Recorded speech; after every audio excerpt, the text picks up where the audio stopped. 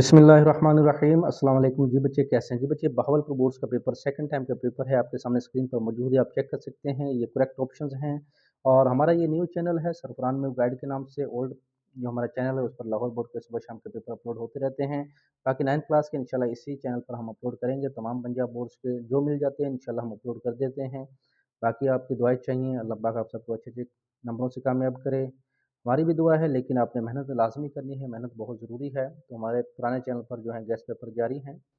Channel के दोनों को आपने सब्सक्राइब कर लेना है, लाइक भी किया करें ताकि आप हमें पता हो कि बच्चे हमारे साथ कितने जुड़े हुए हैं। ठीक है जी, ये सारे के सारे एमसीक्यूज़ हैं।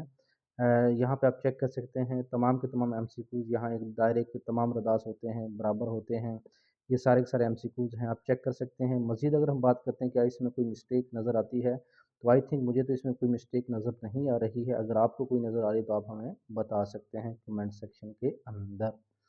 ओके जी, लो बच्चे यहाँ पे देख सकते हैं आखिरी जो हमारा एमसीक्यूज़ है 15वां two tangents drawn to a circle from a point outside ये भी बराबर होते हैं।